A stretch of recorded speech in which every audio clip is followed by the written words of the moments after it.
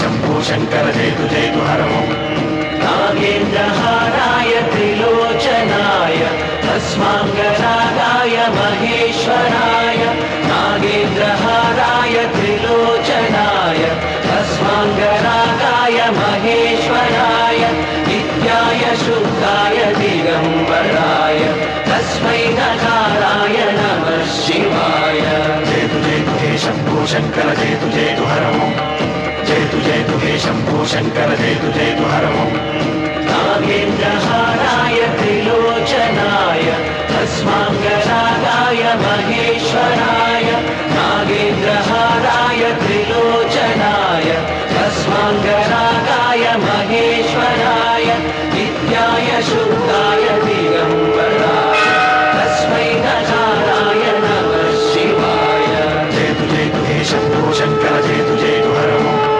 जयतु जयतु हे शंभो शंकर जयतु जयतु हर ओम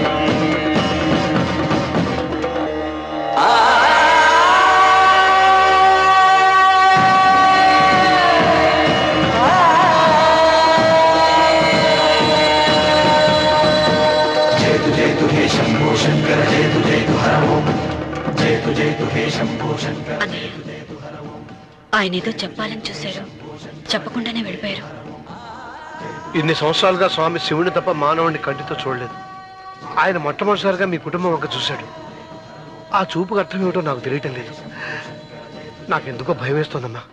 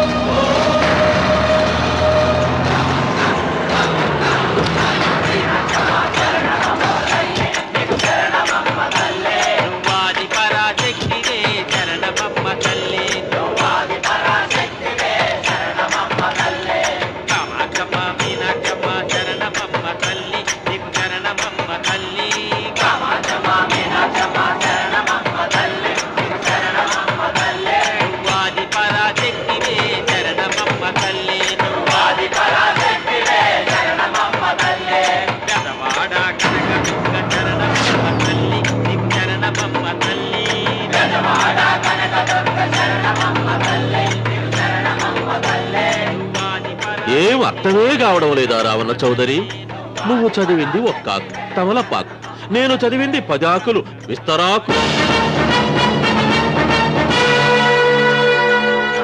నీకీ భూమి సిక్కనే కూడా సిక్కకుంటే నువ్వేం చేస్తావో నాకు తెలుసు సుబ్బారాయుడికి చూపినట్టు తాళిబొట్టు చూపించి గబ్బు లేపుతావు లేకుంటే ఫైల్ వారకు చేసినట్టు ఎముకల్లోకి సున్నం లేకుండా పిండి లేపుతావు అదానికి నేనే ముందుగా కొట్టిన గాయం ఏడ ఉందో తెలియని కముకు దెబ్బ 30 ఎకరాల భూమి నిత్యాన్నదానం కోసం అమ్మవారి దేవాలయానికి రాసేసిన ఈ దేశంలో నేను పోయేదానికి యాకోర్టు లేదు అదానికి దేవుని కోర్టుకు రాసినా నువ్వు వాటికి రాలేవు నా 30 ఎకరాలు నాకు దక్కకున్నా పర్వాలేదు నీకు దక్కకూడదు నా పొలం ఆక్రమించుకుందామన్న అహంతో పొగరుతో ఇంటికొచ్చిరావు తల దించుకొని తిరిగి దారి పట్టాలి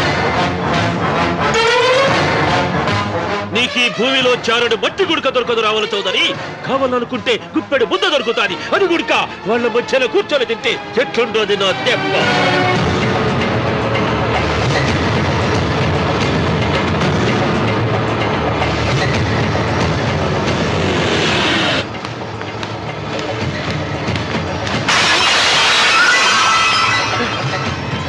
ఏమైంది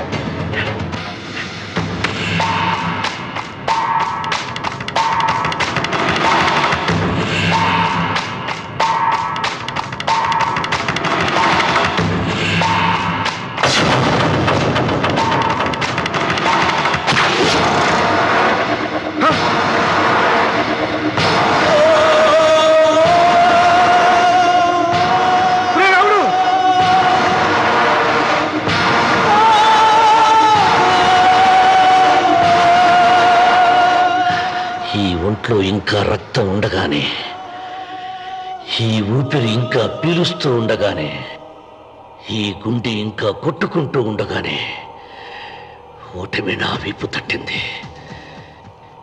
ఈ రక్తం మొత్తం ఒంట్లోంచి పోవాలి. నాపకో వెళ్ళపో, వెళ్ళపో.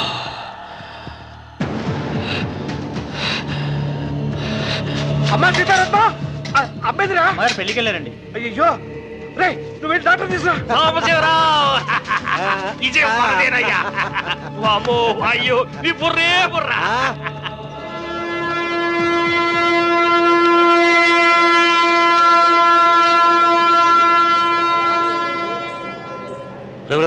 ఏంట్రా కింద పడింది తింటున్నావు? రేపటి నుంచి మీరు కూడా తినాలండి. ఎందుకురా? లేకపోతే ఏంటండి, పని ఏమైనా ప్రేమించగానే సరిపోలేదండి, వాళ్ళు అలవాటు కూడా నేర్చుకోవాలి. అందుకని రేపటి నుంచి చికెన్ నేను తింటాను, జొన్న రొట్టె కొట్టుగారు మీరు తినండి. అన్నవరం, ప్రేమకు పేదరికం అంటారు. ఆ అమ్మాయి కోసం నా ప్రాణాలనే ఇస్తాను. ఎరా పని మనిషిని ప్రేమించావా? అమ్మా అమ్మ, నీ దండం పెడతానే, పని మనిషిని కలుపుకులా తీసేయద్దు. ఆ అమ్మాయి అంటే నాకు ఇష్టం అమ్మా. అమ్మగారు, ప్రతి పెళ్లికి అబ్బాయి గారు తీసుకెళ్ళి వాళ్ళు ఎత్తి అక్షంతలు వేయించడమే కానీ ఆయన నెత్తి మీద అక్షంతలు ఎప్పుడే ఇస్తారండి. అసలు ముదిరిపోయిన బెడకాయలు తయారవుతున్నాడు. నేనండి. ఆ అమ్మాయి దేవురు. ఆ విషయాలన్నీ నేను తర్వాత చెప్తాను కానీ అమ్మగారు, ఆ చేతుల మీద కానీ నాకు కూడా పెళ్లి చేయండి. నీకు పెళ్ళా? అవునమ్మగారు, అబ్బాయి గారు పని అమ్మాయిని ప్రేమిస్తే నేను బాగా డబ్బులున్న అమ్మాయిని ప్రేమించారండి. అదిగో రైలు సిగ్నల్ ఇచ్చారండి. మీరు మా పెళ్లికి కూడా సిగ్నల్ ఇచ్చేస్తే. ఈ రోజు మీ ఇద్దరికి ఏమైందిరా? चलिया तू गोरिए चलिया चलिया तू गोरिए चलिया तू चलिया.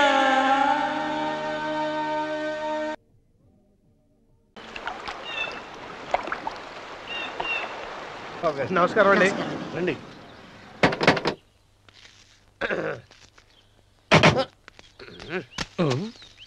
ఏంట్రా అన్నవరం, ఫోజిచ్చి నిలబడ్డావు?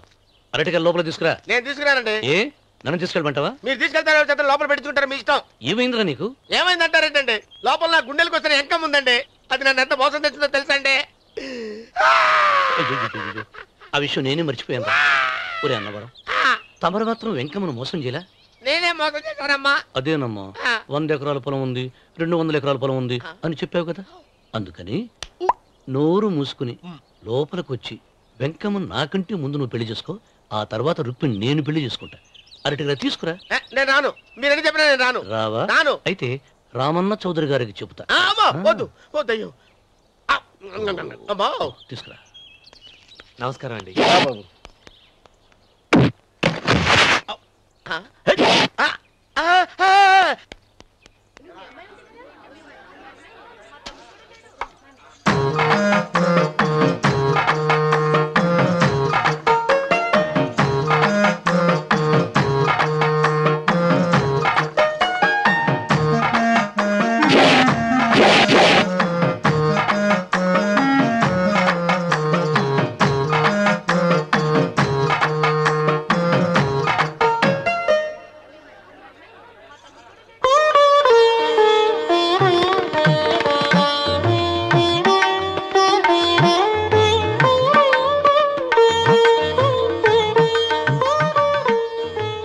గారు, ఇప్పటికే ఆలస్యమైంది, త్వరగా జాతకాలు చూసి లగ్న పత్రికలు రాయించండి. నేను అదే కంగారు పడుతున్నానండి. ఇప్పటికే ఆలస్యం అయిపోయింది, మంచి ముహూర్తం దాటిపోతుందేమోనని. మీరు మాత్రం ఏం చేస్తారండి, మీ ఊరు నుంచి బయలుదేరి రావాలంటే ఒకవైపు కొండ, ఇంకోవైపు చెరువు, మధ్యలో ఆలయం. ఆలయం లేకపోతే సమయానికి వచ్చి ఉండేవాళ్ళుగా. ఏడముందో తెలియని కవుకు తెప్ప 30 ఎకరాల భూమి నిత్యాన్నదానం కోసం అమ్మవారి దేవుడానికి రాసేసిన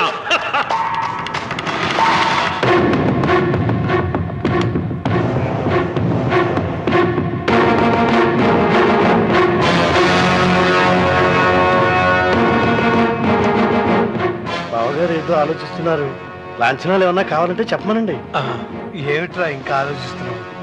రావుడు, వాళ్ళంతా కంగారు పడుతున్నారు. శుభం.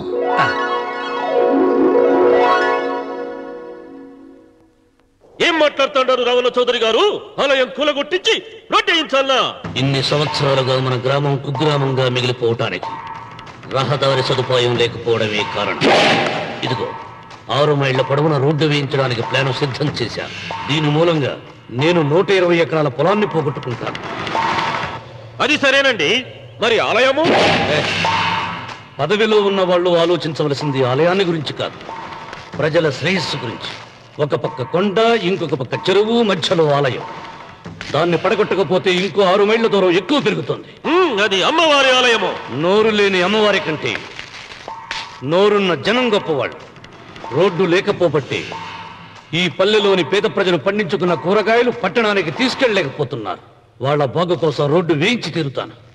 దానికోసం ఏమైనా చేస్తాను. ఏం చౌదరి గారు, మీ ఇంటి మొగల శివలింగం అన్నే ఉండాలా? దానికి దినాము పూజలు పురస్కారాలు జరుగుతాండాలా? అమ్మవారి దేవళం మాత్రం కూలగొట్టాలనా? మీరు మీ ఇంటి ముందున్న శివలింగాన్ని పీకి పారేయండి, అప్పుడు ఆయన ఒప్పుకుంటాడు. నువ్వు ఈ మాటను అంగీకరిస్తున్నావా? ఒప్పుకోండి సాంబశివరావు గారు, ఈయన శివలింగం జోలికి ఏమాత్రం పోతాడో నేను చూస్తాను. కానీ ఏమి, ముందు శివలింగం పడగొట్టరి, ఎరుక సిరి ఆలయం గోడ మీద పలుగు వెయ్యరి.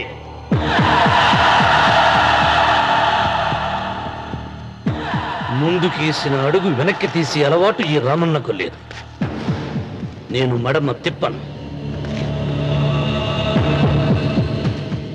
మీరు మాట తప్పితే మరణహోమమే.